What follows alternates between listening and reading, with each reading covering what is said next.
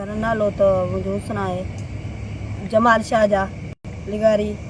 असांजो इहो ई चवणु आहे त मुंहिंजी भेण अॻे बि मारे हिननि क़त्ल करे पाण भॼी विया।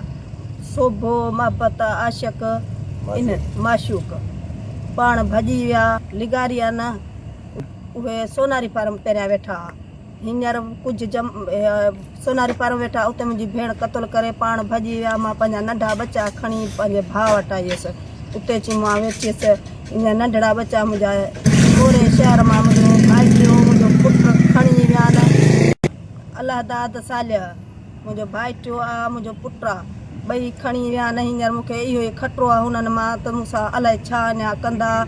असांजा अॻु में दुश्मन लॻो वेठा न। नंढड़ो बच्चो आहे ज़िंदगी जो सुवालु आहे। मुंहिंजे बच्चे खे मारे पूही न छॾी। भाइटिए जो सालिह पुट जो अलाह दाद मूंखे इहो ई ख़तरो आहे हुननि मां। असां इहो ई चवणु था चाहियूं त असांजी अदालत कयो मूंखे पंहिंजो बच्चो हींअर जो हींअर घुराए ॾियो। भाइटियो पुटु नंढड़ा मासूम भेण जेका अदण हा केस दाख़िल थियल आहे। गिरफ़्तार हिकिड़ो आहे रूपोशन टे माशुकली इहो आशिक़ मोहबत माशुकली गिरफ़्तार है वो रूपोशन तूं। हा मुंहिंजो नालो ममताज़ आहे। असांजो इहो चवणु आहे त मुंहिंजे छोकिरनि खे हींअर जो हींअर पुलिस जी सपोर्ट मिले त असांखे हींअर जो हींअर पंहिंजा बचा मिलनि ऐं असांखे हुननि मां ख़तरो आहे। अॻु में बि असां सां इहे रांदियूं करे चुका आहिनि वरी बि असां सां इहा रांदि कंदा छो जो रूपोशन हुननि सां सैद भाऊ पीरारा बि ॿधल आहिनि हुननि सां जेके हुननि सां मुलवस थी ऐं असांजा छोकिरा अगवा कराए हुननि वटि पहुचाइनि था कताल जे घुरिजा ऐं सॼी शरारत हुननि जे हलनि चलनि ते उहे ई था सभई न्यापा नड़ा हर माण्हू खे ॿुधाइनि था कनि था ऐं असांखे हींअर जो हींअर पंहिंजा बचा खपनि। असांजी निंड सकून हराम लॻो पियो आहे। अॼु 2:30 बजे खणी विया आहिनि।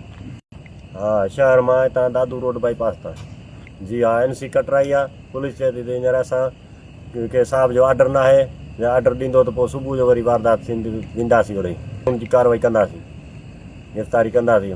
हाणे असांजा त माहिरूं हुननि जूं रोहनि वेठियूं असां पाण रोऊं था त माना असांखे हींअर जो हींअर खपनि हुननि ते छा पाणनि राति जे राति में अलाए छा करे छॾींदा हुननि खे दुश्मन त अॻे ई आहिनि असांजा हुननि ते एतबार त को बि न आहे। असांजी भेण ॾींहुं ॾिठे जो सरियाम कुहाड़नि सां मारे छॾियूं त बि असांखे अदालत इंसाफ़ कोन ॾियारियो न पुलिस ॾियारियो अञा ताईं रणंदा वठूं पिया।